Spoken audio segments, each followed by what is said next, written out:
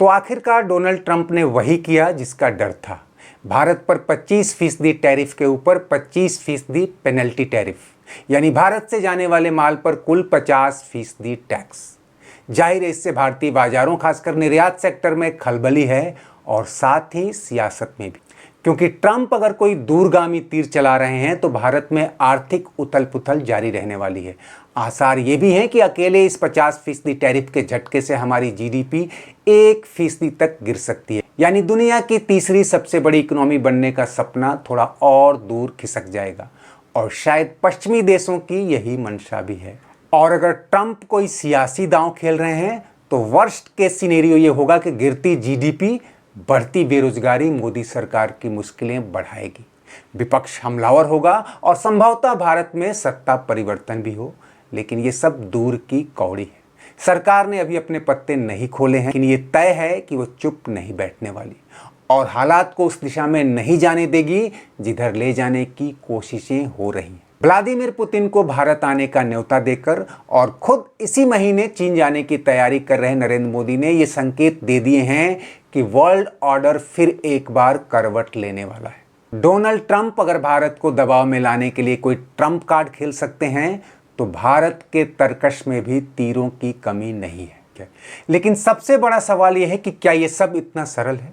क्या भारत अमेरिका से पूरी तरह मुंह मोड़कर आगे बढ़ सकता है या चीन की ओर झुकाव कोई भारी कीमत लेकर आएगा? कई थिंक टैंक और जानकार मानते हैं कि अमेरिका ने ये जो अतिरिक्त 25% टैरिफ लगाया है उसके पीछे रूस से तेल खरीदने की शिकायत असल में दिखावटी है। उसकी असली नाराजगी अमेरिका को भारत में कृषि और डेयरी उत्पाद नहीं बेचने देने की लंबे समय से चली आ रही भारत की नीति है। ये भी कह रहे हैं कि जब हमने अमेजन के लिए ऑनलाइन रिटेलिंग के दरवाजे खोल रखे हैं, बीमा से लेकर सेवाओं का आयात निर्यात हो रहा है, तो खाद्य सामग्री और घी तेल भी आने दो। कम से कम आम आदमी को नकली घी और मिलावटी दूध से तो राहत मिलेगी और डेयरी प्रोडक्ट सस्ते भी होंगे। ये बात किसानों के हितों की, तो कुछ सुरक्षा सीमाएं तय कर दें जैसे वॉलमार्ट अमेजन के लिए किया था। एक दलील ये भी है कि अमेरिका हमारा सबसे बड़ा ट्रेड पार्टनर है।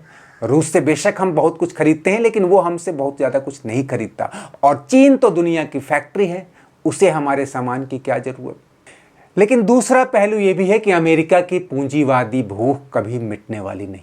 हम उसकी लाख मांगे मान लें, वो कोई ना कोई डील आगे करता ही रहेगा। अगर भारत रूस से तेल खरीदना बंद भी कर दे तो भी वो ट्रंप सरकार की आंखों का तारा नहीं बनने जा रहा। अमेरिका भारत को पहले जैसी नज़र से नहीं देखता, वो इसकी तरक्की को एक व्यापारी के नज़रिए से देखता है। कुछ इस तरह कि हमारा हाथ पकड़कर तरक्की कर रहे हो तो उसमें हमें भी शेयर दो। ऊपर से सामरिक या रणनीतिक मामलों में भारत को फंसाए या असहज रखने की उसकी दीर्घकालीन नीति नहीं बदलने वाली है। 71 के बांग्ला वार से लेकर ऑपरेशन सिंदूर तक कम से कम इस मामले में कुछ नहीं बदला। इतिहास के अनुभव कहते हैं कि मुश्किल घड़ी में अमेरिका भारत का साथ नहीं देने वाला। इन सब वाद विवाद के बीच जो तात्कालिक समस्या है यानी 50% टैरिफ की, तो जरा इसकी जड़ में चले। ये तो आप जानते हैं कि भारत से अमेरिका को सालाना करीब 87 अरब डॉलर का निर्यात होता है। ये पिछले वित्त वर्ष का आंकड़ा है। 50% टैरिफ का असर भारत से जाने वाले करीब 66% सामान यानी 2/3 सामान पर पड़ेगा, लेकिन 1/3 निर्यात इसके दायरे में नहीं आएगा। कौन कौन से?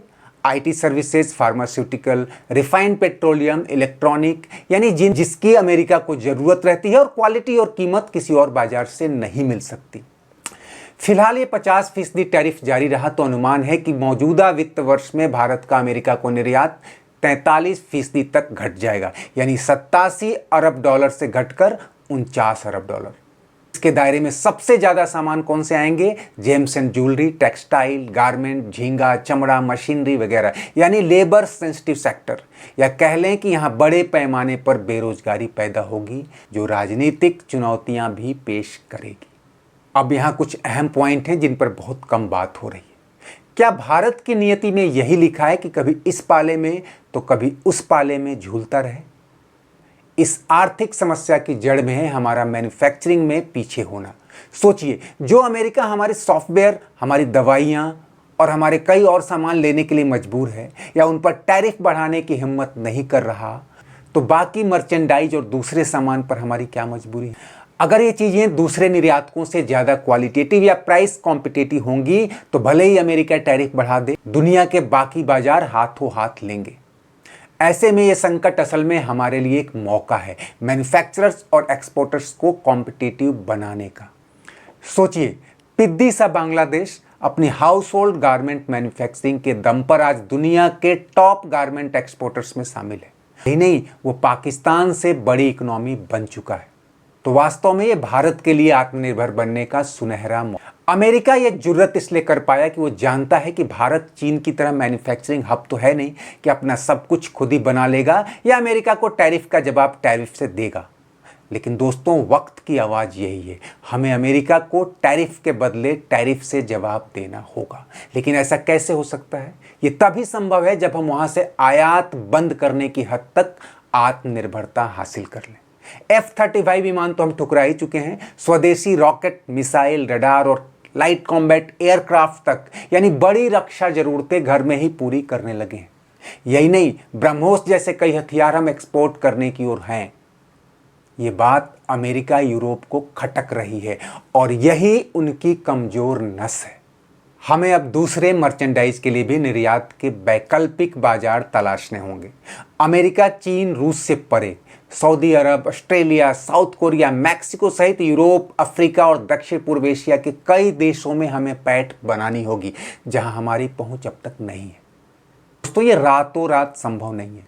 हाई क्वालिटी लो प्राइस के दम पर ही कोई देश इंटरनेशनल मार्केट में टिक सकता है। हमें गारमेंट हब बांग्लादेश से सीखना चाहिए। वो गारमेंट एक्सपोर्ट में हमारे बराबरी पर खड़ा है। हमें सिर्फ पैकेज और इंसेंटिव देकर अपनी इंडस्ट्री को खुश करने के चक्कर में नहीं रहना चाहिए, बल्कि उन्हें इंटरनेशनल टारगेट देना चाहिए कि ये टारगेट पूरा करो तो ये इंसेंटिव मिले। अमेरिकी टैरिफ से बेदखल हुए माल को घरेलू बाजार में खपाने की कोशिश भी होनी चाहिए।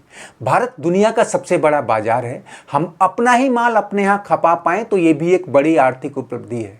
एक और बड़ा कदम होना चाहिए कि ब्रिक्स जैसे वैश्विक गठबंधनों को मजबूत किया जाए। रूस और चीन के साथ अमेरिका का 36 का आंकड़ा है और अब ब्राजील भी भारत की तरह 50% टैरिफ से खार खाए बैठा है। ऐसे में ये सभी देश मिलकर सामूहिक रणनीति बना जिससे अमेरिकी टैरिफ का असर कम ही नहीं होगा बल्कि खुद अमेरिकी अर्थव्यवस्था हिचकोले खाने लगेगी। यूरो की तर्ज पर ब्रिक्स देशों की अपनी करेंसी के एक प्रस्ताव पर सबसे तीखी प्रतिक्रिया अमेरिका ने जताई थी, क्योंकि उसे डर है कि इससे डॉलर का दबदबा घटेगा। और दोस्तों, किसी भी डील या गठजोड़ से डॉलर को झटका लगा तो ये अमेरिकी इकोनॉमी की चूलें हिला देगा। ठीक है, खैर ये सब कुछ रातों रात तो नहीं होगा, इसके लिए लंबी प्लानिंग करनी होगी। लेकिन एक बात तय है, इस नई उथल पुथल से एक नए वर्ल्ड ऑर्डर की तस्वीर बनने लगी है। ये कितनी मुकम्मल होगी आगे देखना होगा।